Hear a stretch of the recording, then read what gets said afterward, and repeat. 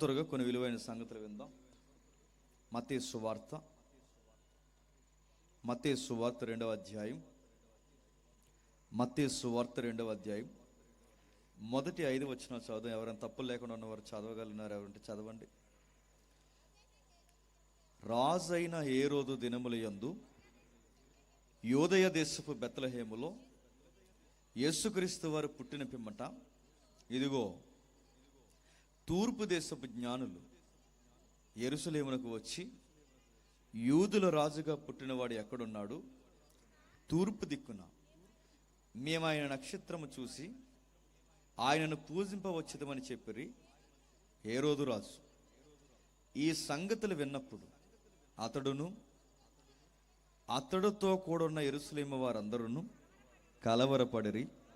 కాబట్టి రాజు ప్రధాన యాజకులను, ప్రజల్లో నుండి శాస్త్రులను అందరినీ సమకూర్చి, క్రీస్తు ఎక్కడ పుట్టినని వారిని అడిగను. అందుకు వారు, యూదయ బెత్లెహేములోనే. ఏలయనగా, యూదయ దేశపు బెత్లెహేమా, నీవు యోధా ప్రధానుల్లో ఎంత మాత్రము అల్పమైన దానవు కావు. ఇశ్రాయేలును, నా ప్రజలను పరిపాలించు అధిపతి నీలో నుండి వచ్చును అని ప్రవక్త ద్వారా రాయబడి ఉన్నదని. ఆగుదాం. నా వాయిస్ అందరికీ స్పష్టంగా ఉందా? చివరి వరకు జాగ్రత్తగా విందాం. ప్రతి ఏడాది ప్రతి డిసెంబర్ నెలలో సువార్తల మొదటి అధ్యాయాల మీద మనకు అవగాహన ఉంది.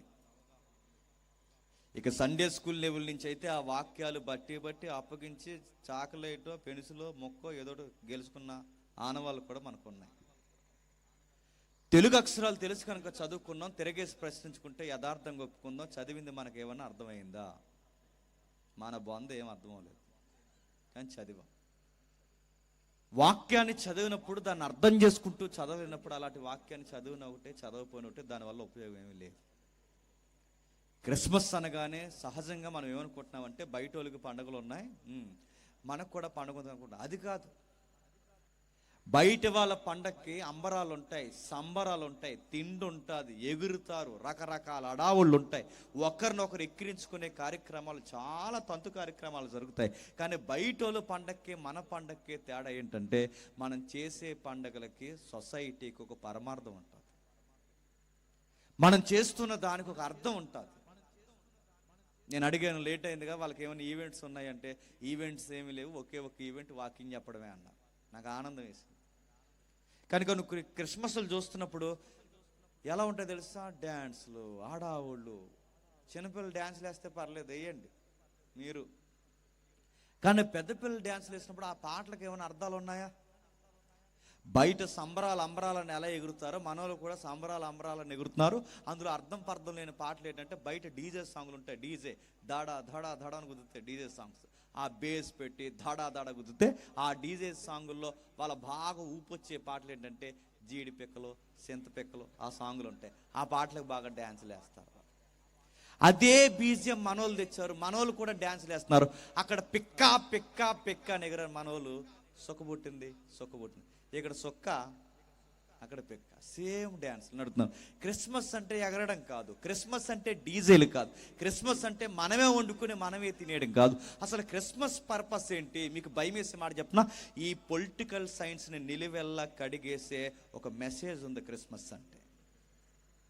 ఈ రొంపు రాజకీయాలు, పేదల జీవితాలతో ఎవరు రాజకీయ నాయకులు అయితే ఆడుకుంటున్నారో, ఈ పంచాయతీ రాజకీయాలు మొదలుకొని జిల్లా రాజకీయం వరకు, జిల్లా రాజకీయం మొదలుకొని స్టేట్ రాజకీయం వరకు, స్టేట్ నుంచి సెంట్రల్ వరకు, సెంట్రల్ నుంచి ఇంటర్నేషనల్ ఐక్యరాజ్య సమితి వరకు, ఈ ప్రపంచంలో జరుగుతున్న ప్రతి కుళ్ళు రాజకీయంలో నువ్వు మగ్గిపోకూడదని నీకంటూ ఒక జీవిత పరమార్థం చెప్పి ఒక మెసేజ్ ఉంది క్రిస్మస్లో. ఏముందా క్రిస్మస్ అంటే? మత్తయి రాస్తున్నాడు, రాజైన హేరోదు దినముల యందు, ఇది పక్కా జరిగిన చరిత్రలో నమోదు చేయబడిన ఒక పచ్చి నిజం. మత్తయి అనే ఆయన ఈ సంగతులు రాస్తున్నప్పుడు మత్తయి గారు ఎలా రాస్తున్నాడు ఈ సంగతులు అంటే, మత్తయి గారు ఊరకే రాయట్లేదు. నా వైపు చూడండి, ఏమి మనకు అలవాటే, నా వైపు చూడండి. మత్తయి గారు రాస్తున్నప్పుడు మత్తయి ఎవరు?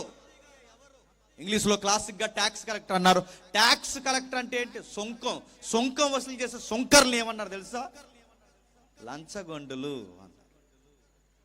ప్రభుత్వం పేరు చెప్పుకుని అడ్డగోలుగా జెండాలు మోస్తూ ప్రభుత్వం పేరు చెప్పుకుని పేద ప్రజల దగ్గర జలగల్లాగా డబ్బు తినేసే వారిని సొంకరులు అంటారు. అటు ప్రభుత్వం తరపున డబ్బు లబ్ధి పొందుతారు, ఇటు ప్రజల తరపున దొంగ సొమ్మును ఆపాదిస్తారు, అటు ఇటు డబ్బును వసూలు చేస్తూ రచ్చబండల్లో ప్రజల మధ్య కూర్చొని సుంకాన్ని వసూలు చేస్తూ అడ్డగోలుగా ఎదిగిపోతున్న ఈ వ్యక్తులకి కెపెర్నహూమ్ సిటీ బాగా ఫేమస్ అయిపోయింది. ఆ పట్టణంలో పెరుగుతున్నప్పుడు ఆ ఏరియాలో ఎవరున్నారు? పేతురు గారిది, అత్తగారిది ఆ ఊరే, పేతురు గారిది ఆ ఊరే. ఈ ఎవరైతే మత్తయి ఉన్నాడో ఆ ఏరియాలను పెరుగుతున్నాడు. ప్రభు అయిన యేసుక్రీస్తు వారి మినిస్ట్రీ ప్రారంభించినప్పుడు నజరేతులో ఆయన మినిస్ట్రీ ప్రారంభిస్తే నజరేతు సొంత గ్రామస్తులను ఆయన ఎంకరేజ్ చేయలేదు. ఎప్పుడు గుర్తుపెట్టుకోండి, సొంత ఊరోళ్ళకి సొంతోడు నచ్చడు. మనకు పొరుగింటి గోంగూరే పొలగా ఉంటుంది. మన గోంగూర ఎంత శుభ్రంగా ఉన్నా మనకు నచ్చదు. యేసు ప్రభు వారిని సొంత ఊరోళ్ళు ఇష్టపడలేదు, వద్దన్నారు, పొమ్మన్నారు. వాళ్ళకి నచ్చిన ప్రసంగాలు చేయలేదని ఆ ప్రసంగాలు చేయలేనందుకు పర్వతం మీద తీసుకెళ్లి గెంటేద్దాం అనుకున్నారు. ఎవరిని? యేసు ప్రభు వారిని. నా సొంత ప్రజలకు నా విలువ తెలియట్లేదని చెప్పి ఆయన ఆ ఊరుదిలో వెళ్ళిపోతే ఓ టౌన్కి వెళ్ళాడు. ఆ టౌన్ పేరే కెపెర్నహూమ్. ఆ ఏరియాలో ఉన్న పెద్ద మనిషే చెప్పండి, మత్తయ్య.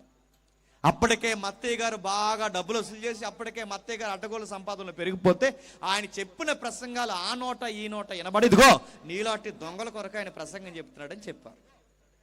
అడ్డగోలు సంపాదన చంపిస్తున్న మీలాంటి వారికి తీర్పు ఉందట, మీలాంటి వారికి పాపాన్ని గుర్చిన జడ్జిమెంట్ జరగబోతున్నారు. నీతిని గుర్చి, పాపంను గుర్చి, మారు మనసును గుర్చి, నిత్యత్వాన్ని గుర్చి ఆయన ఎలుగెత్తు మాట్లాడుతున్నాడు. మారు మనసు పొందకపోతే ఈ ప్రభుత్వాలు మిమ్మల్ని ఏమీ చేయకపోవచ్చేమో కానీ ప్రభు అనే ఒక చట్టం ఉందట.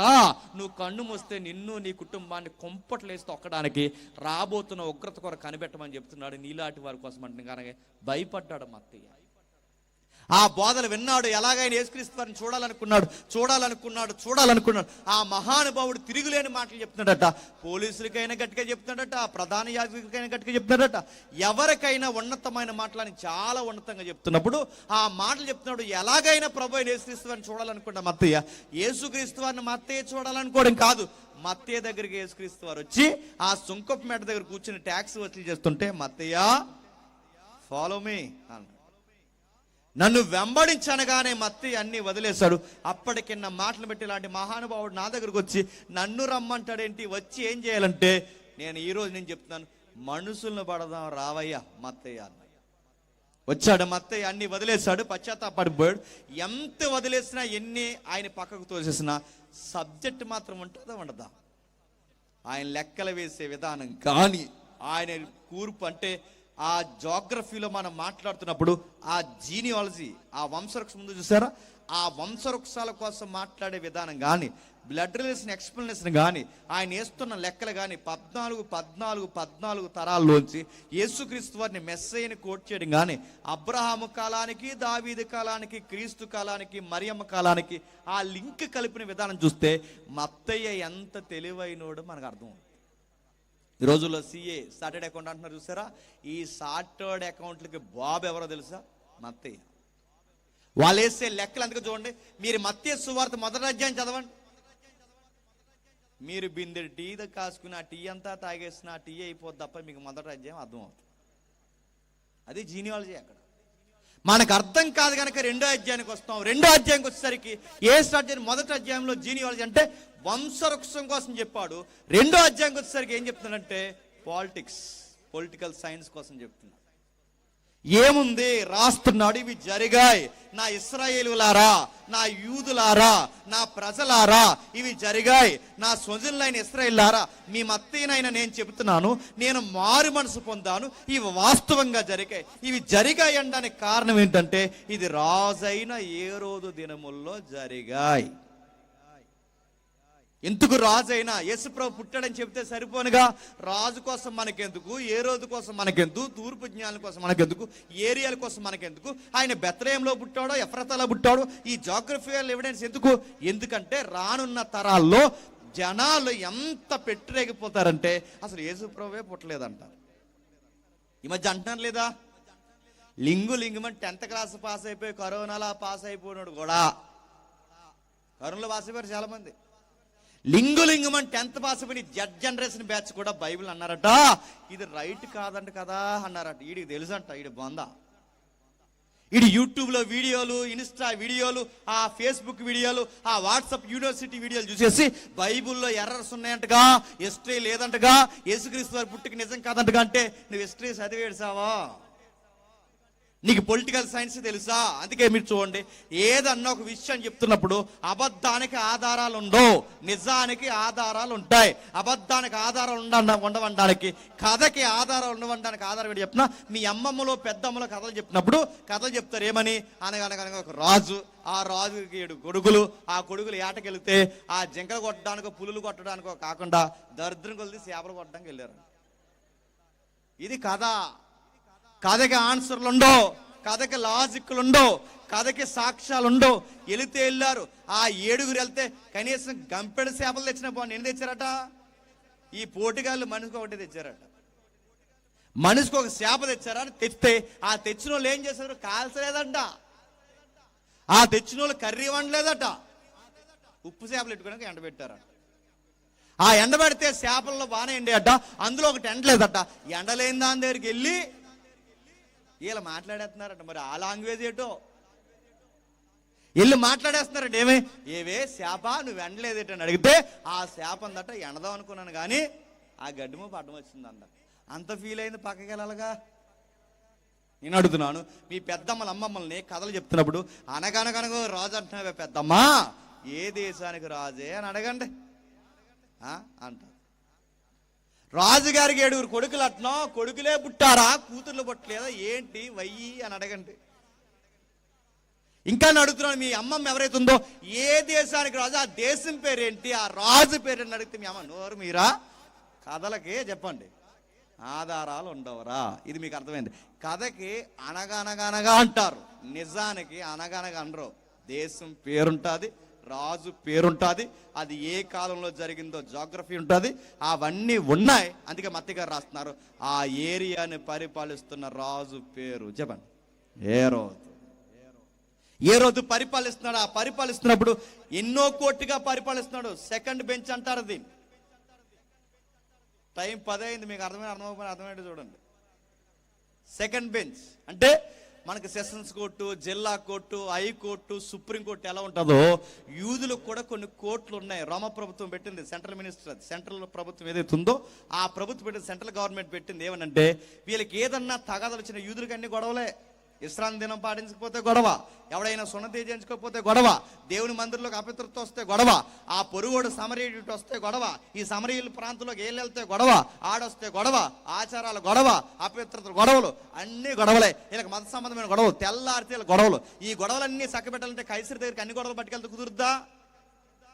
అందుకే ఏం చేయాలి? కైసరి దగ్గరికి అన్ని గొడవలు రాకుండా వీళ్ళకి కొన్ని బెంచ్లు ఏర్పాటు చేస్తారు. సెషన్ కోర్టు, జిల్లా కోర్టు, హైకోర్టు, సుప్రీంకోర్టు ఎలా అయితే ఉంటుందో, వీళ్ళలో మొట్టమొదటిసారి తగాదాలు జరిగితే పెద్దల దగ్గర తీసుకెళ్తారు. ఆ పెద్దలనే ప్రధాన యాజకులు అంటారు. ఎవరు? ప్రధాని. అందుకే యేసు ప్రభువుని సిలువేసినప్పుడు మొట్టమొదటి ఎవరి దగ్గర తీసుకెళ్తారు? ప్రధాన యాజకులు. ఆ ప్రధాన యాజకుల దగ్గర కూడా గొడవ తేలకపోతే ఎక్కడ తీసుకెళ్తారు? సెకండ్ బెంచ్, ఏ రోజు దగ్గరికి. ఏ రోజు దగ్గర కూడా తేలకపోతే ఎక్కడ తీసుకెళ్తారు? పిలాతు దగ్గరికి. పిలాతు దగ్గర కూడా తేలకపోతే ఎక్కడ తీసుకెళ్తారు? అప్పుడు కైసర్ దగ్గర తీసుకెళ్తారు. రోమ్లో ఉంటాడు, ఆ కైసర్ దగ్గర తీసుకెళ్తారు. ఇది ప్యాటర్న్. ఇప్పుడు బాగా వినండి, సెకండ్ బెంచ్గా పనిచేస్తున్నారంటే మన మాటలో చెప్పాలంటే హైకోర్టు జడ్జి గాను, గవర్నర్ గాను ఇలాంటి పాత్ర పోషిస్తున్న వ్యక్తి ఎవరంటే ఏ రోజు. వాడు రాజుగా పిలవడతాం. మన ట్రెండ్లో గవర్నర్ అనాలి, ఆ ట్రెండ్లో రాజు అంటున్నారు. ఆ రాజు దగ్గరికి ఎవరు వచ్చారట? ఎవరు? తూర్పు దేశపు జ్ఞానులు. తూర్పు దేశపు జ్ఞానులు వస్తే వచ్చారు, బాగానే ఉంది. ఈ తూర్పు దేశపు జ్ఞానులు అని కానీ అడుగుతాను, ఎక్కడ తూర్పు, దేనికి తూర్పు, ఎట్నుంచి తూర్పు, ఎలా తూర్పు? శంకరకృష్ణకు తూర్పా? దేనికి తూర్పు, ఎట్నుంచి తూర్పు? ఏదన్నా మాట్లాడితే దానికి సాక్ష్యం ఉంటుందంటే ఉంటుంది. దేనికి తూర్పు అంటే ప్రపంచంలో ఒక సముద్రం ఉంది, అది మధ్యలో ఉంది. అది మధ్యలో ఉంది కనుక దాని పేరు మధ్యధరా సముద్రం. ఏ సముద్రం? మధ్యధరా. మధ్యధరా సముద్రానికి తూర్పుకున్న ప్రాంతాన్ని చెప్పండి తూర్పు దేశాలు అంటారు. పరమడుగున్న ప్రాంతాన్ని, అదే వెస్టర్న్ కంట్రీస్ అంటారు చూసారా, పరమట దేశాలు. ఇప్పుడు చెప్పండి, తూర్పు పరమట అంటే ఈ నార్త్, సౌత్, ఈస్ట్, వెస్ట్ ఏదైతే ఉందో దేన్ని బట్టి ప్రపంచంలో మ్యాప్ విడదీస్తారంటే మధ్యధరా సముద్రం. యోనా గారిని శాప మింగేసిందే ఆ సముద్రం. పౌలు గారు వాడ పగిలిపోయిందే ఆ సముద్రం. తూరు సిదోను పట్టణాలు కనబడతాయే ఆ సముద్రం. ఇజ్రాయెల్కి దగ్గరకు ఉన్న ఎప్పే వాడరే ఉందే ఆ సముద్రం. మీకు అర్థమైపోయినా చెప్పండి, అర్థమైనట్టు చూడండి, చివరికి అన్ని అర్థమవుతాయిలేండి. సరే, ఏమవుతుందంటే ఈ తూర్పు దేశాలు అంటే ఎక్కడి నుంచి తూర్పు, అక్కడి నుంచి మధ్యధరా సముద్రం దగ్గర నుంచి మన జంబో ద్వీపం ముందు చూసారు. దీన్ని జంబో ద్వీపం అనేవారు మన భారతదేశం. జంబో ద్వీపం విడిపోతే పాత పంజాబ్, పాకిస్తాన్, ఆఫ్ఘనిస్తాన్ ఇవన్నీ మనయే. ఆ తర్వాత విడిపోయి అటేపు పంజాబ్ ఏదైతే ఉందో ఈ ప్రాంతాలన్నీ విడిపోయే, బంగ్లాదేశ్, పాత బంగ్లాదేశ్ ఇవన్నీ విడిపోయి దీన్ని జంబో ద్వీపం అన్నారు. ఎంత పెద్ద విశాలమైన భారతదేశానికి హరప్ప, సింధు, మొహంజదారో ఏదైతే ఈ ప్రాంతాలు ఉన్నాయో అక్కడ వరకు మన ప్రాంతాలు ఉండేవి. అక్కడ వరకు ఈ తూర్పు భాగాన్ని అక్కడి నుంచి మధ్యధరా సముద్రం దగ్గర నుంచి మీ నరసాపురం సముద్రం చూసారా పక్కన, ఆ నరసాపురం సముద్రం వరకు ఈ 6 నెలలు ఏమంటారంటే చెప్పండి, తూర్పు దేశాలు అంటారు. ఇక్కడ వరకు ఉన్న ఈ ప్రాంతాన్ని ఈ పక్కకి మనం వెళ్ళిపోతే, పైకి వెళ్ళిపోతే ఇటు కాదు, ఆ పైకి మ్యాప్లో మనం పైకి వెళితే ఆ ఇరాన్, ఇరాక్ ఈ ప్రాంతాలు, ఆ పక్కకి పోతే అరేబియా ఎడారి ఇవన్నీ టచ్ అవుతాయి.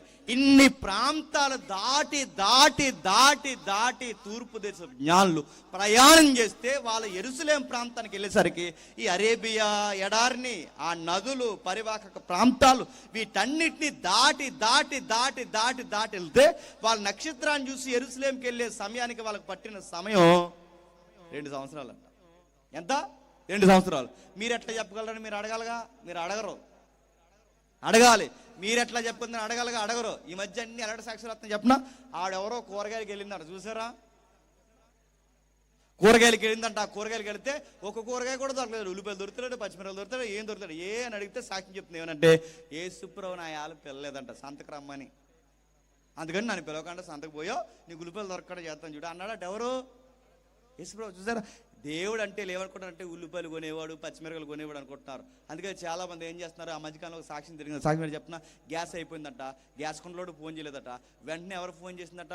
పరిశుద్ధాత్ముడు ఫోన్ చేసి గ్యాస్ అయిపోయింది అనగానే నెక్స్ట్ డేకి పరిశుద్ధాత్ముడు గ్యాస్ కొండ వేయించాడంట. మన దేవుడు గ్యాస్లు వేసేవాళ్ళలాగా, పచ్చిమిరపకాయలు కొనేవాళ్ళగా అర్థమవుతున్నాడు. ఎందుకు ఎలా తయారు చెప్పే ఈ మాట అంటే ఏమనుకోకండి, తప్పుగా అనుకోకండి. చెప్పే ప్రతి యదవసోది బయట వాళ్ళు ఎట్టినారంటే కారణం ఏంటి చెప్పనా? అది రైటా రాంగ్ అని మీలాగా ప్రశ్నించట్లేదు కనుక. దర్యా సంఘం అడిగిందంట, పౌలు శీల చెప్తుంటే ఆ సంగతులు అలా ఉండవో లేదో పరీక్షిస్తే దేవుడు ఏమంటే చెప్పిన, గనులైన సంఘం, గనులైన సంఘం. ఈ జేమ్స్ అనేవాడు సరిగ్గా చెప్తున్నాడు లేదని మీరు నన్ను క్రాస్ చెక్ చేయాలి, వీడు సరిగ్గా మాట్లాడుతున్నా లేదని నన్ను వాక్యంతో పరిశీలించాలి. అలా పరిశీలిస్తేనే మీ వాక్యము మీకు ఆధారముగా దీవెనకరంగా మారుతుంది. ఇప్పుడు నడుతున్నాను, 2 సంవత్సరాలు అయిందని ఎలా చెప్పగలను? వాళ్ళు చూసిన సమయం, వచ్చిన సమయం, చూసిన సమయం, వచ్చిన సమయం, ఈ రెండింటిని వాళ్ళు టాలీ చేసుకుంటే వాడు ఎన్ని సంవత్సరాల పిల్లల్ని చంపేమన్నాడు? 2 సంవత్సరాల పిల్లలు. 2 సంవత్సరాల పిల్లల్ని ఎందుకు చంపమన్నాడు? కారణం ఏంటంటే వాళ్ళ నక్షత్రం పుట్టిన సమయానికి, వచ్చిన సమయానికి 2 లెక్కేసుకుంటే వాడు వచ్చిన సమయం ఎంతంటే 2 సంవత్సరాలు. అందుకే 2 సంవత్సరాల పిల్లల్ని చంపమన్నాడు. ఇప్పుడు చెప్పండి, వచ్చిన వారు వచ్చినట్టు కుదురుగా ఉండక ఆ రాజు అయిన ఏరోదు దగ్గరికి వచ్చి ఏమడిగారు? మేము బంగారం తెచ్చాం, సాంబ్రాన్ని తెచ్చాం, బోళం తెచ్చాం అనలేదు. వచ్చిన వాడు ఏమడిగారంటే రాజు ఎక్కడా అని అడిగారు. ఇప్పుడు చెప్పండి, రాజు దగ్గరికి వెళ్ళి రాజు ఎక్కడంటే రాజుగాడికి ఎలా ఉంటుందండి?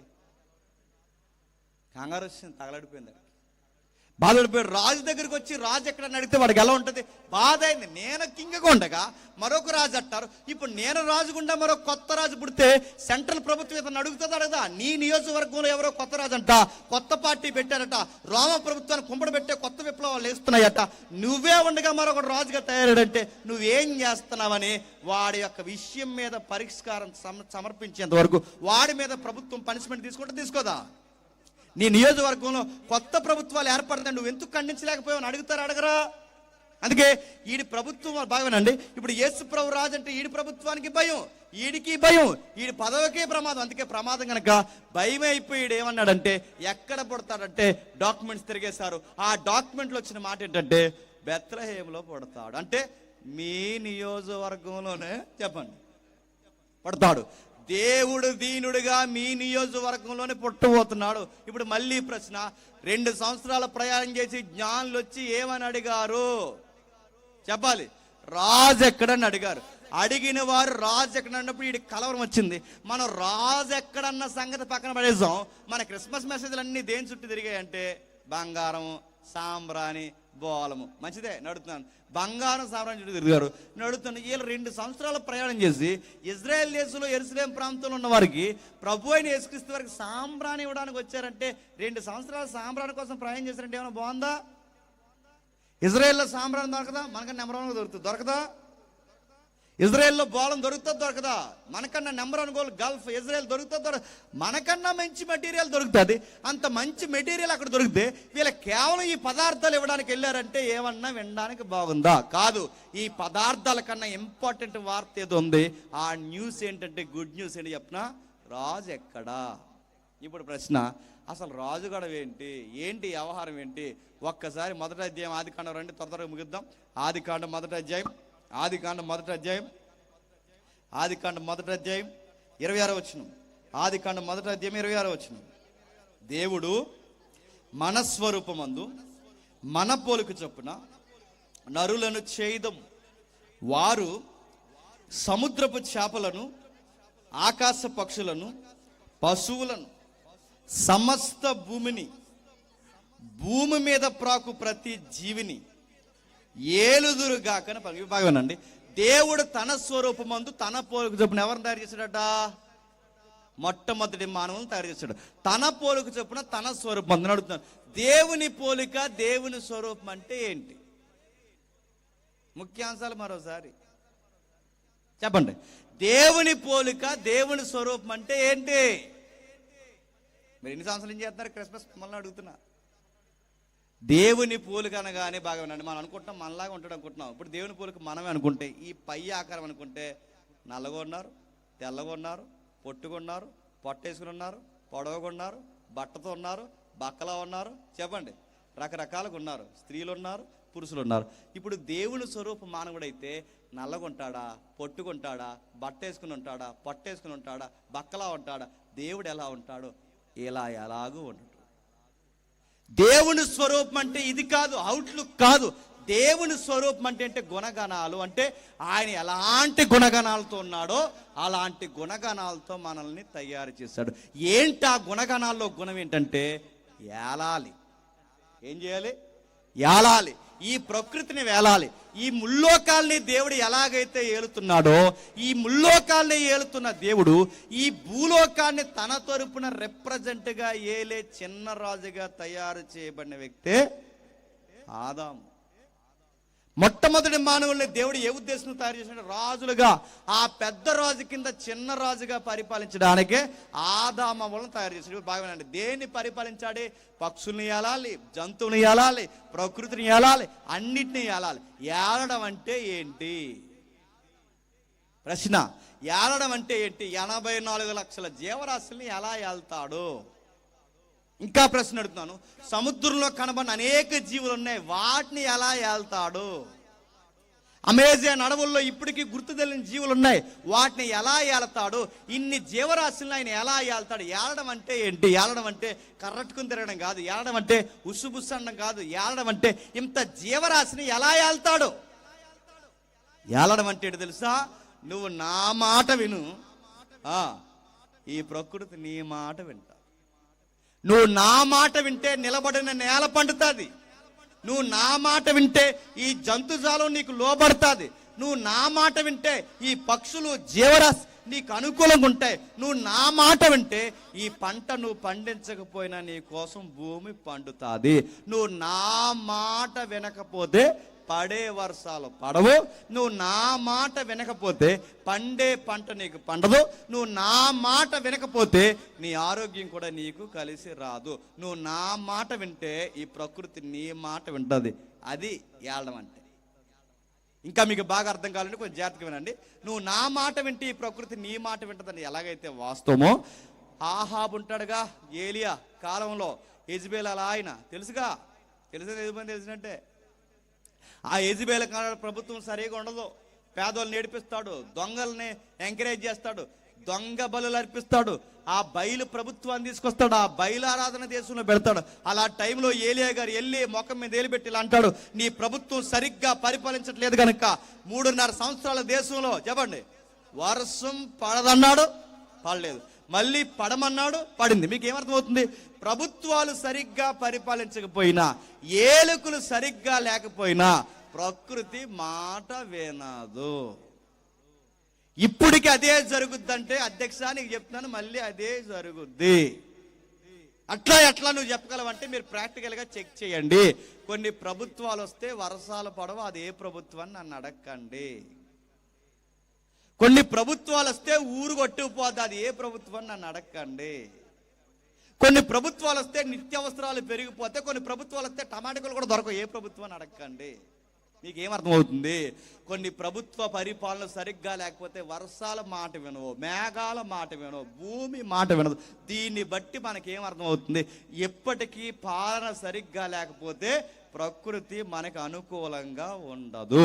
ఆదాం కథ చెప్పాడు, నువ్వు ఏలికగా ఉండాలి, ఈ ప్రకృతిని వేలాలి, ఏలితే భూమి పండుతుంది, జీవవృక్ష ఫలాలు నీకు అనుకూలం అవుతాయి. నువ్వు నా మాట వినకపోతే గడ్డికి, బాగా వినండి, గడ్డి తిని బతుకుతాం. నువ్వు నా మాట వినకపోతే జీవానికి ఏడుస్తావు, ఆ భోజనానికి ఏడుస్తావు, నీడకి ఏడుస్తావు, జబ్బుకి ఏడుస్తావు, చివరికి కష్టపడి మట్టే గనక చెప్పండి మట్టే అయిపోతావు.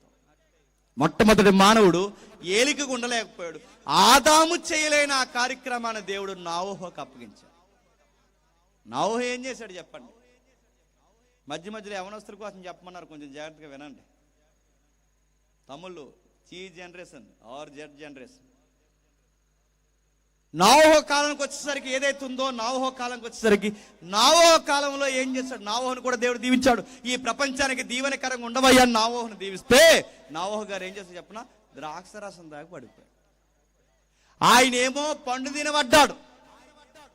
దేవుడు మాట పాయింట్ చేశాడు, నీ భార్య మాట విని, నీ భార్య మాట విని, నా మాట కన్నా ఎవరి మాట విన్నావు? నీ భార్య మాట విని. ఆవిడకో మాట చెప్తే బాగుంది, ఆదం గారు ఏంటి పిల్ల ఇలాంటి పనులు చేస్తున్నావు, దేవుడు తినొద్దు అన్నాడు, నువ్వు తినమంటున్నావు, దేవుడు వద్దన్న పని చేస్తున్నావు, ఇలాంటి చేస్తే మన అందరూ కలిసి మంట కలిసిపోతాం, ఏంటి ఈ పని అని వాళ్ళ ఆవిడని అడిగితే బాగుంది, నవ్వమని అడగలేదు పెద్ద మనిషి. ఆవిడని చూస్తేనే పాటలు వచ్చేస్తాయి ఈయనకి. ఎవరికి? నా ఎముకలేముగా చెప్పండి, నా మాంసంలో మాంసమా చెప్పండి, నా ఊపిరి ఊపిరి, నా ప్రాణంలో ప్రాణం. ఆవిడ చూస్తే పద్యాలు వచ్చేస్తే, ఆవిడని చూస్తే పాటలు వచ్చేస్తే, ఆవిడ చూస్తే అంత డియూట్లే. నేను అడుగుతున్నాను, ఆవిడ చూస్తే అడిగితే బాగుండి, అడగలేదు, ఏమయ్యాడు? పతనం అయ్యాడు. ఇప్పుడు నోవహుకి దేవుడు బాధ్యత తప్పించాడు. నోవహు ఏం చేశాడు చెప్పండి? ఆయన పండు తినబడ్డాడు చెప్పండి. ఈయన ద్రాక్షరసం అంటే ఇద్దరిని ఏలుకుండమని ఉన్నాడా? ద్రాక్షరసం తాగి నోవహు పడితే ఏమైంది? తన కొడుకులు నగ్నంగా చూశారట. వస్త్రాలు లేని తన తండ్రి దేహాన్ని నోవహు కొడుకులు చూస్తే, నోవహు కొడుకులు ఏమయ్యారు తెలుసా? శాపానికి గురయ్యారు. ఏమయ్యారు? శాపానికి గురయ్యారు. ప్రశ్న అడుగుతాను చెప్పండి, ఒక మగాడు దేహాన్ని, కొంచెం రాడికల్గా మాట్లాడుతాను ఏమనుకోకండి, ఒక మగాడు దేహాన్ని మగాడు చూస్తేనే తరతరాలు శాపానికి గురైతే, ముఖ్యాంశాలు మరోసారి, ఒక మగాడు దేహాన్ని ఒక మగాడు చూస్తేనే శాపానికి గురైతే, నేను అందరిని అడుగుతున్నాను, ఈ నీలి చిత్రాలు చూస్తే ఈ సన్నాసిగాళ్ళు అందరూ ఏమైపోతారండి?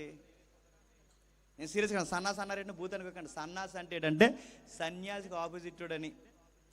సన్యాసి అంటే ఏంటి? అన్ని దేవుని కోసం వదిలేసుకుని పోయినాడు. సన్నాసి అంటే ఏంటి?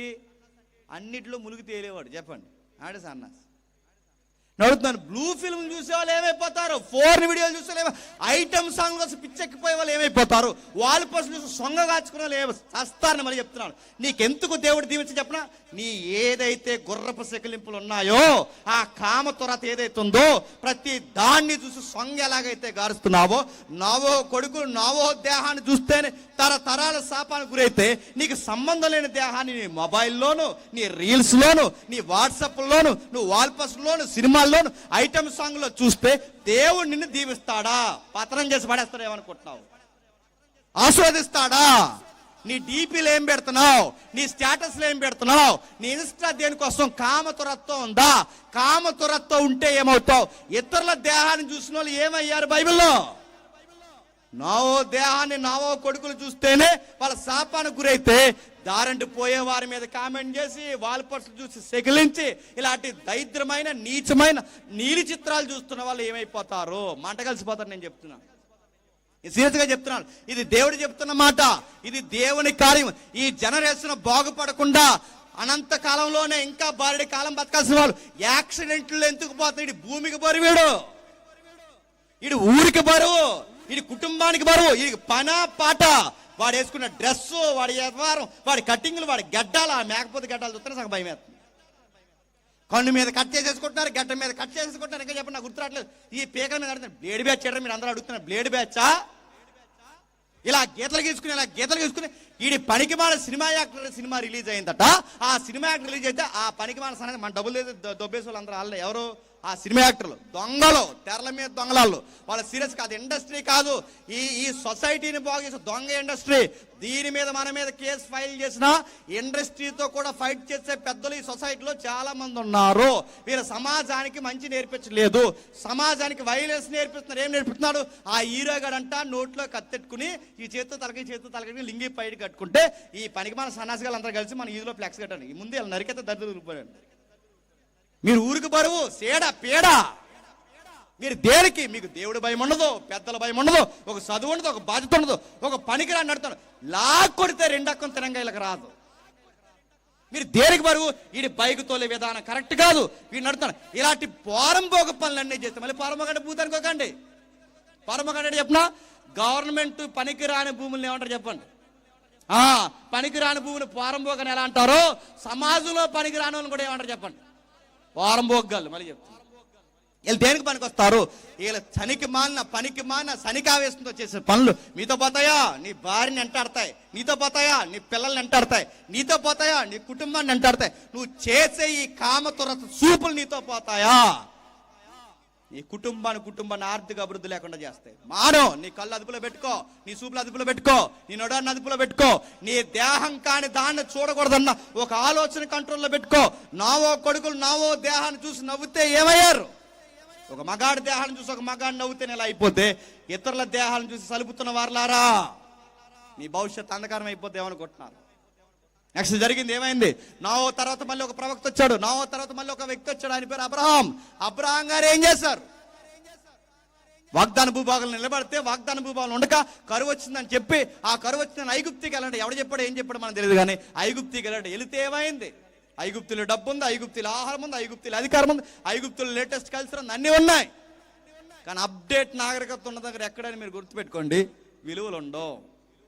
చాలా మంది గొప్ప చెప్తారు, మా పిల్లలు టౌన్లో ఉన్నారు, మా పిల్లలు పలానా సిటీలో ఉన్నారు, మా పిల్లలు పలానా విదేశాల్లో ఉన్నారంటే ఉన్నారు, సొదొమ గొమొర్రాలో ఉన్నారని చెప్తున్నాం మాకు, అంతే. ఆ నవ నాగరికత కలిగిన అప్డేట్ కల్చర్ ఉన్న దగ్గర ఎలా ఉంటుంది? పాపం స్పీడ్గా ఉంటుంది, ఉండదా?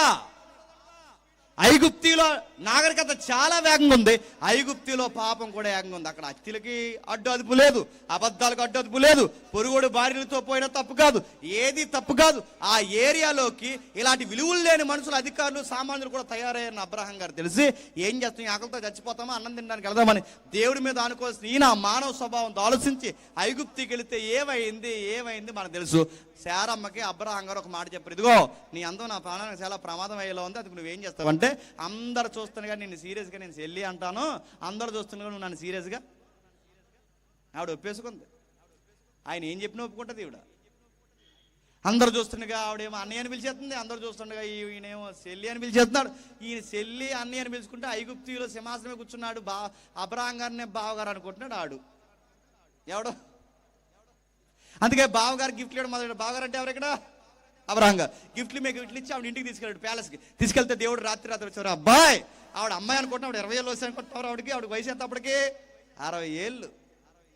శరం 60 ఏళ్ళు కూడా అంత అందంగా ఉందంటే సంతూరు ఆడుతుంది అనుకోకండి. ఏవుడు ఈ మధ్య ఏదో రాసుకుంటే ఎర్రగా తొక్కుడిపోతుంది, అలాంటి ఏం రాయలేదు ఆవిడ. అవి రాయకండి, పోతారు, క్యాన్సర్ వచ్చి. మళ్ళీ చెప్తున్నాను, నేను సహజంగా 3 పూట్ల సాయం చేయండి, కొంచెం రంగు వస్తారు, పేడ రాస్తే రారు. శారం ఏమి వాడలేదు. ఎందుకు గుర్తుపెట్టుకోండి, మనం ఎంత వాడినా దేవుడిచ్చిన బ్యూటీ, అవునా కాదా?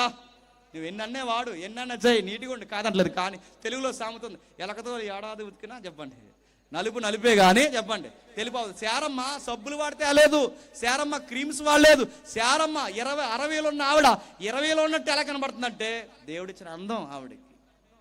అయినా అందం అంటే కలర్ కాదు, అందం అంటే ఏమి కాదు, అందం అంటే ఈ అలంకరణ కాదు. అందం ఏంటో చెప్పిన, అసలు శారమ్మ అందం అంటే చెప్పిన ఆవిడకున్న గుణగణాలే అందం.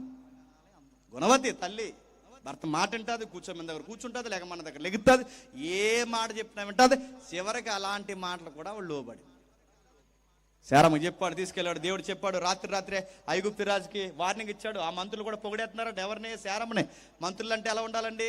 ఈ ఏరియాలో వాటర్ దొరకలేదు, ఈ ఏరియాలో భూములు దొరకలేదు, ఈ ఏరియాలో పలానా ప్రాబ్లం ఉంది, ఈ ఏరియాలో ఇది ఉంది, అది చెప్పాలి మంత్రులు. ఈ తొంటర మంత్రులు అందరూ ఏం చెప్పారట వెళ్ళి? ఇప్పుడున్న మంత్రులు అటోలే. అప్పుడున్న మంత్రులు ఏం చెప్పారట? ఇదిగో ఈ ఏరియాలో నీళ్ళు లేవు, ఈ ఏరియాలో ఇల్లు లేవు, ఈ ఏరియాలో ఇది లేదు, ఈ ఏరియాలో మన ట్యాంకులు కట్టి ఇది చెప్పలేదట. ఆ పైన సింహాసనం మీద ఉన్నవాడికి ఈ మంత్రులు అందరూ కలిసి అందంగా ఉన్నవాడు మన ఊరు వచ్చిందని చెప్పారంట. ఇదేం మంత్రులు అండి? ఇక ప్రజల మీద కన్నా ఆడవాళ్ళ మీద మనసు ఎక్కువైపోయింది. ఎవరికి? ప్రభుత్వ అధికారులకి. ఎప్పుడైతే చెప్పాడు సింహాసనం కూర్చొని ముడిచిపోతాను, ఇంకా కొత్తగా పెళ్ళి అయినట్టు. ఎవరు? ఆడు. అప్పటికే పెళ్ళి అయింది అడిగి. ఈ కార్యక్రమాలు చూసిన దేవుడు అన్నాడు, తెల్లారే సరిగ్గా నువ్వు పంపలేదో నీ కుటుంబాన్ని తెగుల చేత బాధల చేత చంపేస్తాను ఏమనుకున్నావు అనగానే కంగారు అయిపోయి, ప్రభువా చెల్లి అన్నాడు. నోర్మే, చెల్లి కదా ఆవిడని చెప్పాడు. తెల్లారేసరికి అబ్రహాం పిలిపించి, అయ్యా ఏంటి చెల్లి అన్నావు మీ ఆవిడంట అనగానే ఆయన ఇలా మౌనంగా ఉన్నాడు. నీకు దండం పెడతాను తీసుకొచ్చాను, రాత్రి నాకు గట్టి వార్నింగ్ వచ్చింది అన్నాడు. తీసుకొచ్చాడు. ఇప్పుడు బాగునండి, వస్తూ అబ్రహాం ఏం తెచ్చాడు?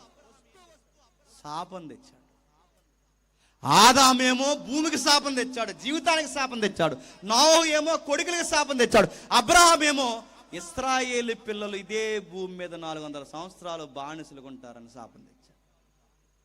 ఎవరినైతే ఏలికగా ఉండబట్టాడు ఆ ఏలికలు ఏం తెస్తున్నారు చెప్పండి? శాపం తెస్తున్నారు.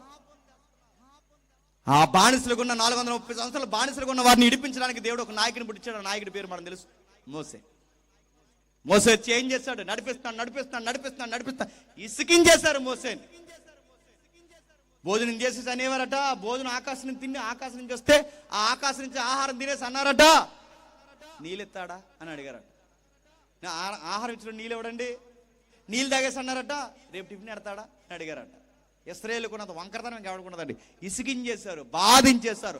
చివరికి ఏదోటి కలో మెతుకు ఎడారులు ఏదో దొరుకుతుంది, పచ్చని మొక్క నీటి చుక్కలేని దగ్గర ఏదో ఒక ఆహారం దొరుకుతుందని కలో మెతుకులో తిని బతకాల్సింది పోయి అరణ్యంలో అన్నారట, మేము మాంసం లేకపోతే మా లైఫ్ వేస్ట్ అన్నారట. ఎవరు? అరణ్యంలో. ఆహారం అంటే ఆకాశం నుంచి వచ్చింది, మన్నా వచ్చింది, మాంసం తిన్నారు, అన్నీ తిన్నారు. ఇసుకుపోయాడు. ఓ రోజు దేవుడు అన్నాడు, వెళ్ళి వారిని ఆశ్రవదించవయ్యా అని చెప్పాడు దేవుడు. ఇల్లు ఆశ్రవదించమన్నాడు, మాట్లాడమన్నాడు. ఆ బండతో మాట్లాడిన ప్రజలు నీళ్ళు ఆడుతున్నారంటే, బండతో మాట్లాడమంటే బండను ఏం చేశాడు చెప్పండి? కొట్టాడు. బండతో మాట్లాడమంటే బండను ఎప్పుడైతే కొట్టాడు, బండను కొట్టే సమయానికి దేవుడు కోపం, మోసేయ్ ఇలా రా, ఆ లెబనోను పర్వతాలు ఎక్కు, ఆ పైనుంచి చూడు, ఆ పాలుదేని ప్రవేశించి పాలిస్తే అదే వాగ్దాన భూభావం ఎలా ఉంది? బాంధ ప్రభు అన్నాడు, బాంధ ప్రభు అన్నాడు. ఓ మాట చెప్తున్నాను, నువ్వు వెళ్ళవన్నాడు. ఎందుకు వెళ్ళినావు అంటే, ఇశ్రాయేలీలైన నా ప్రజల ఎదుట నా పరిశుద్ధతను తగ్గించావు. మాట వినలేదు. ఆదాము మాట వినలేదు, శాపం తెచ్చాడు. నావో మాట వినలేదు, శాపం తెచ్చాడు. ఇప్పుడు నువ్వు మాట వినలేదు, శాపాన్ని తెచ్చావు, తెచ్చి పెట్టుకున్నావు. నెక్స్ట్ మరలా దేవుడు 350 సంవత్సరాల్లో న్యాయాధిపతులను ఇచ్చాడు. ఆ న్యాయాధిపతులు 24 మంది న్యాయాధిపతులు ఇస్తే 24 మంది న్యాయాధిపతులు ఏం చేశారు చెప్పండి? ఒక ఆయనకి బలం ఇస్తే ఇంకెక్కడా స్థలం లేదని వెళ్ళి ఢిల్లీలో తొడమే పడుకున్నాడు. ఆయన ఎవరో మీకు తెలుసు.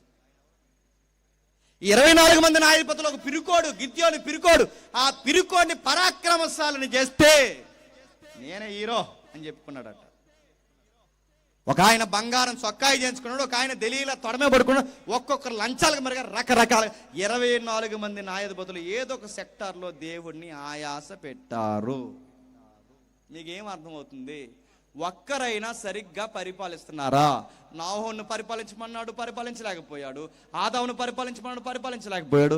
అబ్రహాముని ఏలికగా భూమికి దీవెనకరంగా ఉండమన్నాడు, ఉండలేకపోయాడు. ఇప్పుడు 24 మంది న్యాయాధిపతులు ఉండమన్నాడు, ఉండలేకపోయారు. ఆ తర్వాత సమూయేలు వచ్చాడు. సమూయేలు ఉన్నంతకాలం బాగా ఉంది. సమూయేలు గర్భాన పరమ సొంటలు పుట్టారు. పండిత గర్భాన చెప్పండి. ఆ పుట్టినోళ్ళు ఏం చేస్తారు? లంచాలకు మరిగారు, న్యాయాన్ని తిప్పేశారు, పేదోళ్ళని బాధ పెట్టారు. ఎప్పుడైతే బాధ పెట్టారో ప్రజల్లో ఐక్యత వచ్చింది. ప్రజలందరూ కలిసి మాట్లాడుకుని, న్యాయాధిపతిగా ఉన్నంతకాలం ప్రాబ్లమ్స్ లేవు, అందరినీ సమానంగా చూసావు. కానీ నీ కొడుకులు నీవంటే ప్రవర్తన గలవారు కారు కనుక నీకు విషయం చెప్తున్నాను సమూయేలు గారు, మీరుండగానే ఇలాంటి లంచాలకు మరిగారంటే నువ్వు వెళ్ళిపోయిన తర్వాత దేశాన్ని నమ్మేస్తారు. అందుకే మాకు కావాల్సింది ఏంటంటే మమ్మల్ని పరిపాలించే ఒక రాజు కావాలి. నీకు బైబిల్ ఎలా నడుస్తుంది అర్థమవుతుంది? ఆదికాండం నుంచి మాకు ఒక రాజు కావాలని అడిగితే దేవుడి దగ్గరికి సమూయేలు వెళ్ళి బాధపడదు. దేవా రాజు కావాలంటున్నారంటే దేవుడు అన్నాడు, నువ్వెందుకు బాధపడుతున్నావు? బాధపడాల్సింది నువ్వు కాదు, నేను నన్ను రాజు కాదని ఒక మానవుడిని రాజుగా కోరుకుంటున్నందుకు బాధపడాల్సింది నువ్వు కాదు, నేను బాధపడాలి. అయినా ఒక మాట అంటున్నాను, నువ్వు బాధపడొద్దంటే ఆ మాటకు అర్థమని చెప్పిన, నీ కొడుకులు తినంగా ఉండుంటే, ప్రజల్లో గుసగుసలు లేకుండా ఉండుంటే, ప్రజల నోట ఏ మాట రాదో తెలుసా? మాకు రాజు కావాలని అడగరు. ప్రాబ్లం ప్రజల్లోనే కాదు, ప్రాబ్లం నీ ఫ్యామిలీలో కూడా ఉంది సమయాలు అని చెప్పాడు. పొలిటికల్గా ఇప్పుడు వాయిస్ వస్తుందంటే పబ్లిక్లో, మీరు సరిగ్గా పాలన అందించలేకపోయారు అన్నట్టుగానే సమయాల తర్వాత బాగా వినండి. మొట్టమొదటి రాజు దేవుడు అనుగ్రహించిన రాజు అనుకున్నారు. ఇశ్రాయేల్ అందరిలో చాలా ఎత్తుంటాడు, ప్రతి ఒక్కరు ఆయన భుజాల వరకు ఉంటాడు, చాలా అందగాడు, లాంగ్ హెయిర్ ఉంటుంది, మంచి కలర్ ఉంటాడు, చూస్తే ఇతనే రాజు అన్నట్టుంటాడు. ఆయన పేరు సౌలు.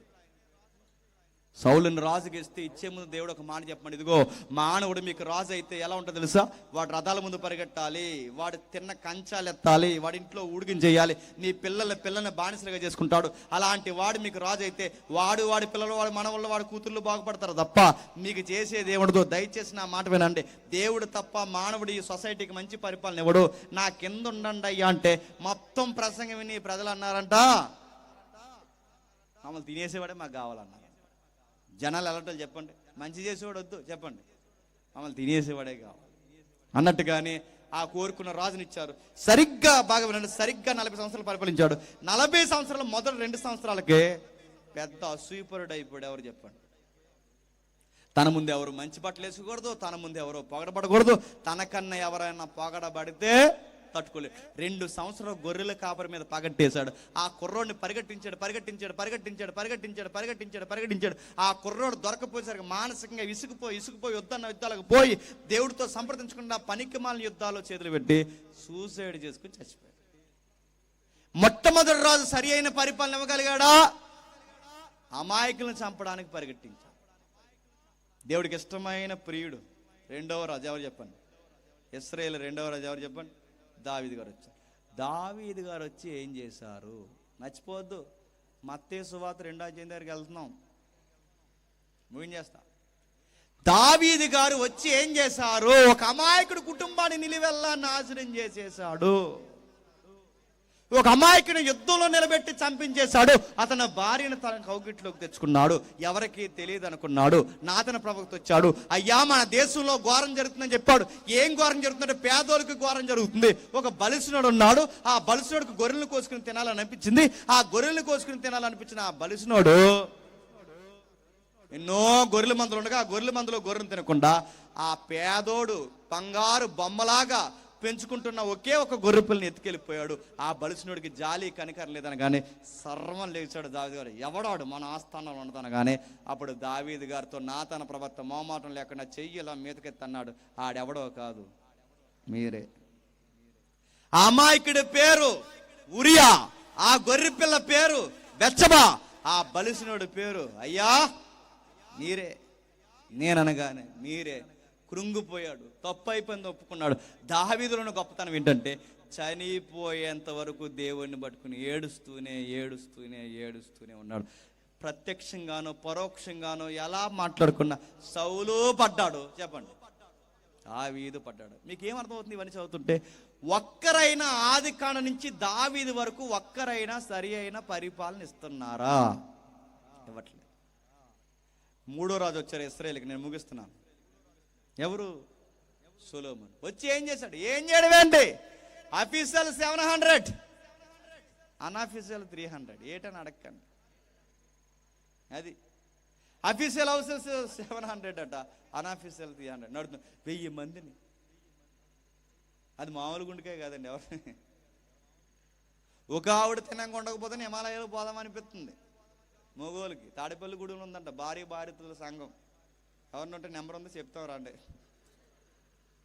ఒక ఆవిడ ఉంటేనే తినంగా ఉండలేకపోతున్నారట.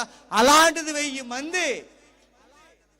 సొలొమోను ఎంత ఎత్తుకెదిగాడంటే ఆఫ్రికా దేశంలో ఉన్న శాబా దేశపు రాణి కూడా సొలొమోను దగ్గరికి వచ్చిందట.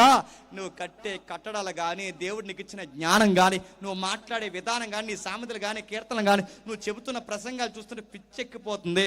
ఆ పరిపాలన నుండి నేను రాణిగా ఉండే కన్నా నీ ఇంట్లో వంట పని చేసుకుంటే బతికేయాలనిపిస్తుంది అన్నది. అంతగా ఆశ్చర్యపోయింది సొలొమోను చూసి. ఇంకేమందో తెలుసా? ఇంకా కొంతమంది వచ్చారు, మీ ఇంట్లో బల్ల దగ్గర పని చేసుకుంటే సరిపోను, భూపతులు వచ్చారు, అధిపతులు వచ్చారు, అందరూ వచ్చారు, సొలొమోన్ని పొగిడారు. సొలొమోను మాటలు వినడానికి రాజ్యాలు సైతం వదిలొచ్చి విన్నారు. అంతా బాగుంది.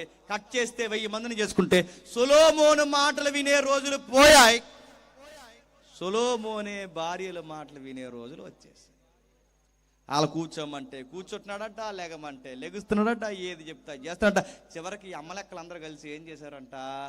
విగ్రహారాధికుడిగా మార్చేశారట.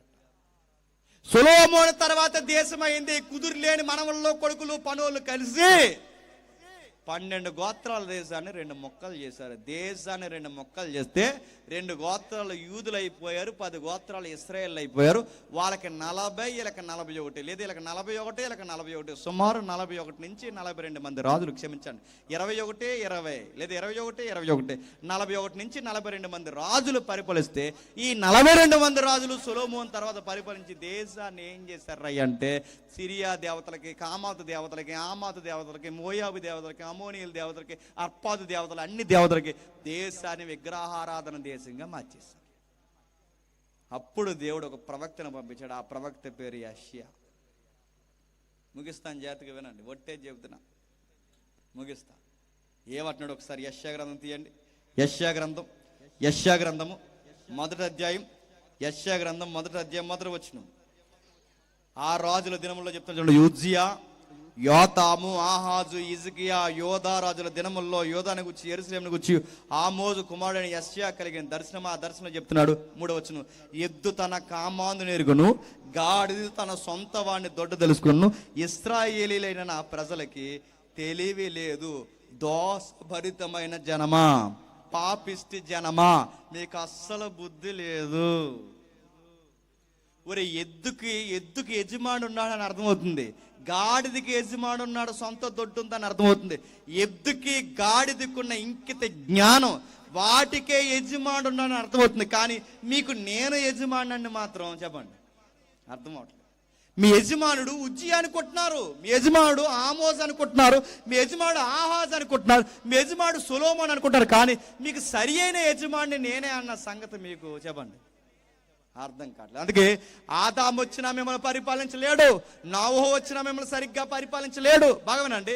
అబ్రహాం వచ్చినా సరిగ్గా పరిపాలించలేడు, మోసే వచ్చినా మిమ్మల్ని సరిగ్గా పరిపాలించలేడు. న్యాయాధిపతులు, రాజులు ఎంతమంది వచ్చినా ఈ భూమండలం మీద పంచాయతీ లెవెల్ నుంచి బాగా ఉండాలి, మధ్యస్థపు కేంద్ర స్థాయి ప్రభుత్వం వరకు ఏ నాయకుడు కూడా ప్రజల్ని సరిగ్గా పరిపాలించలేరు. ఒకవేళ వీళ్ళ పరిపాలించినా వీళ్ళ కొడుకులు, మనవాళ్ళు, కూతుర్లు, వీళ్ళ కులం, వీళ్ళ వంశం బాగుపడతా తప్ప అందరికీ సమానమైన న్యాయం జరగదు. ఈ విషయం దేవుడు ముందు నుంచి చెప్తున్నాడు. మనుషుల కిందకి వెళ్ళకండ్రా, వాళ్ళ జెండాలు మొయ్యకండ్రా. మీరు ఊడిగం చేసిన మీ పిల్లలు, మీ బతుకులు అక్కడ ఉంటాయిరా. కుల నాయకులని, రాజకీయ నాయకులని, చెత్త అని, శతానమని, పంచాయతీ అని, సెంటర్లని, ఎమ్మెల్యే అని మీరు తిరక్కండ్రా. వీళ్ళందరూ వాళ్ళ కుటుంబాలు బాగుపడతారు. మీకు మాత్రం జరిగేది ఏముండదు, ఊడిగం చేయడం తప్ప. తిరగొద్దురని చెప్పినా ఈ ప్రజలు ఆ రోజు నుంచి ఈ రోజు వరకు వింటారా? మనం తినేసేవాడే మనకు కావాలి. అందుకే దేవుడు అనుకున్నాడు, ఈ మనిషి సరిగ్గా పరిపాలించిన. ఎందుకంటే ఈడు దొంగే, అందరూ దొంగలే. మరి చెప్తున్నాను, ఏ భేదం లేదు, అందరూ పాపం చేసి దేవుడు అనుగ్రహించి మహిమను పొందలేక అందరం పాపాత్ములమే. ఈ మాట అంటే తెగ బాధ వచ్చేది జనాలకి. మేము సిన్నర్సా అని. మీరు సిన్నర్సార్ అయ్యా. మనం పాపాత్ములు అంటే పాపాత్ములమే. అదెట్లా అంటే నువ్వు ఆదాముకు పుట్టావు కనుక ఆదాము స్వభావంతో వచ్చిన వాళ్ళం అందరం చెప్పండి. అదే ఎలా వస్తుంది? ఆదాము పుడితే ఆదాము స్వభావం వస్తుంది. నేను త్వరగా ముగిస్తాను వినండి. ఆదాము పుడితే ఆదాము స్వభావం వస్తుంది. ఎందుకు రాదు? మీ తాతకి బట్టపొర, నీకు బట్టపొర వస్తుందా లేదా? వస్తుంది.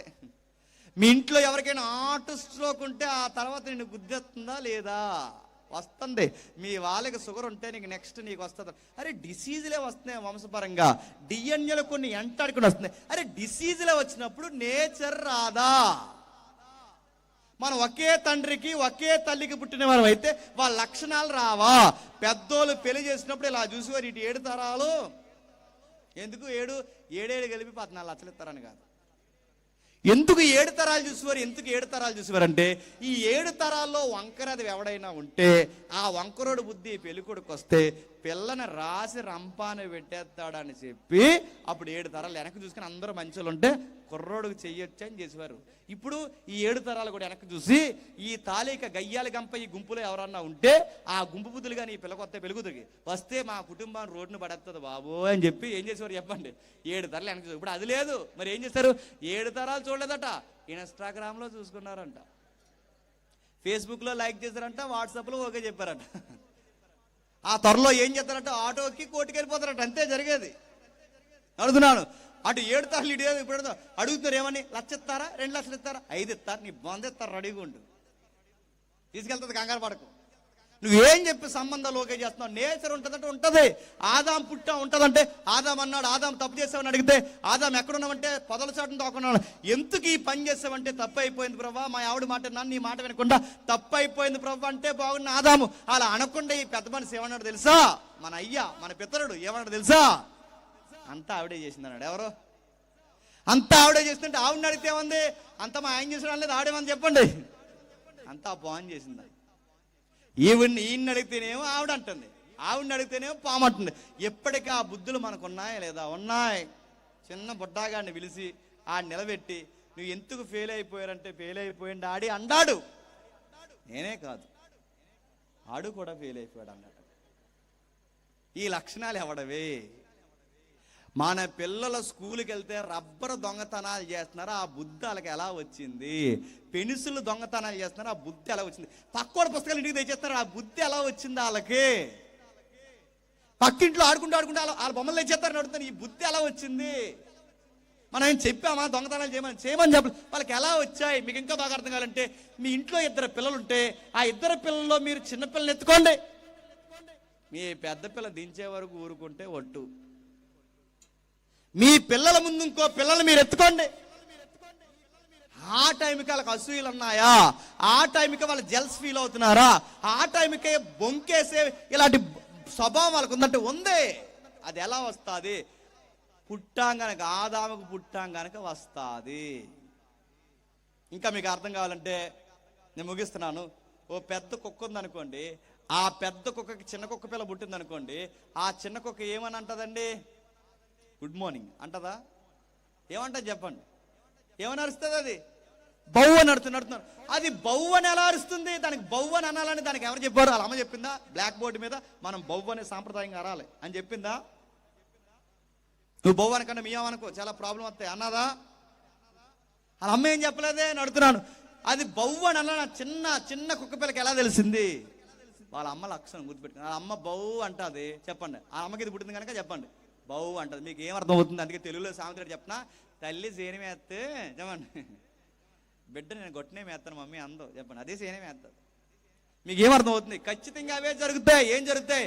పితరులు తలకాయలు చేసిన మిస్టేక్లు తోకలు చేస్తాయా చెయ్యవా? దీని నేచర్ అంటారు. ఆదాము దగ్గర నుంచి స్వభావం వచ్చింది కనుక నువ్వు అలాగున్నావు. మనం ఎవరిని పరిపాలించుకోవడం మనకు రాదు కనుకే యెషయా గారు ఏమన్నారు తెలుసా? 9వ అధ్యాయం 6వ వచనం ముగిద్దాం. 9వ అధ్యాయం 6వ వచనం ఏమంటున్నాడు చూడండి. అదే యెషయా గ్రంథం 9వ అధ్యాయం 6వ వచనం.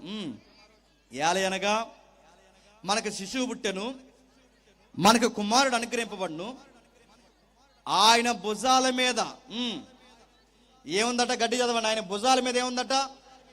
రెండవసారి చెప్పండి, ఆయన భుజాల మీద ఏముందట? మూడోసారి చెప్పండి, ఆయన భుజాల మీద ఏముందట? మరోసారి చెప్పండి, ఆయన భుజాల మీద ఏముందట? ఇప్పుడు జాతకం నొక్కి పెట్టుకోండి. ఆయన భుజాల మీద ఏముంది చెప్పిన?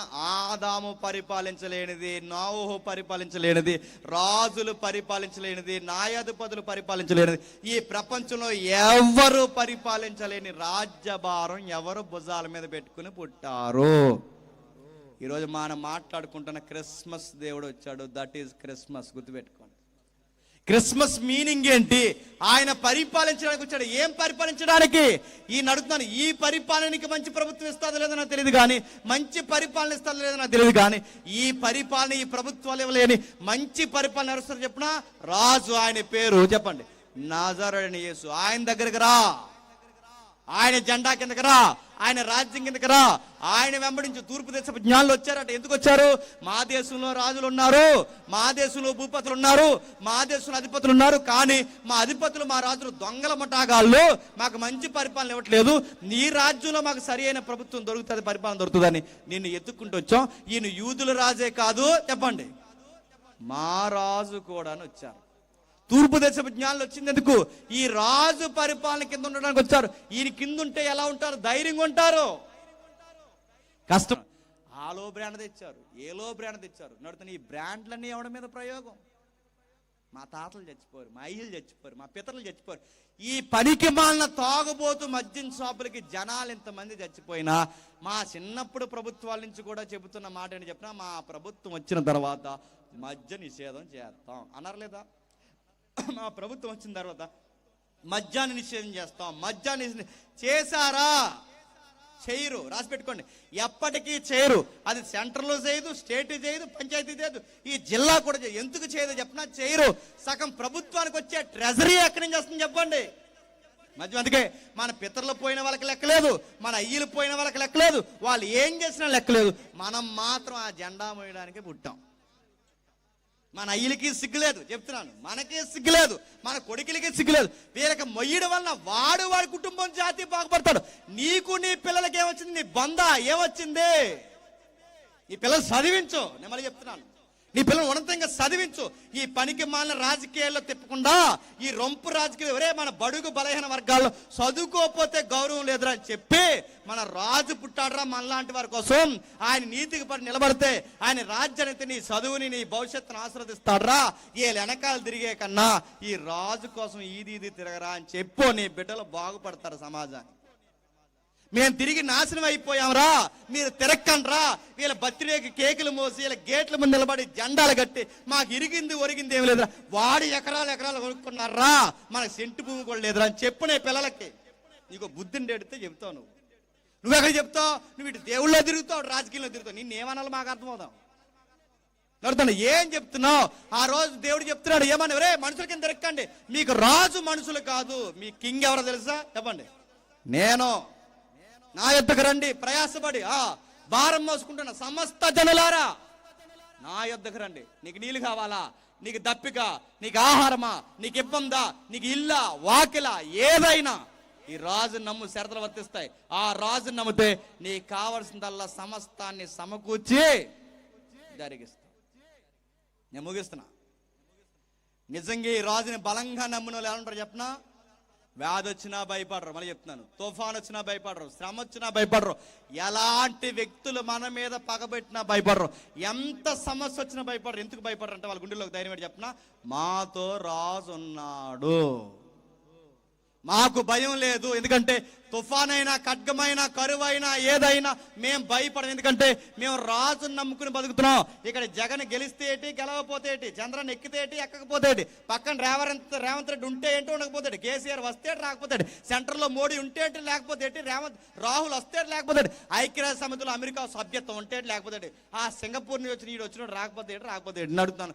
రష్యా ప్రధాని మాకు పుతేన్ వస్తే, నా చిన్నప్పటి నుంచి పుతేనే ఉన్నాడు ఏటో, మరి ఆ పుతేన్ వస్తే రాకపోతే నేను అడుగుతాను.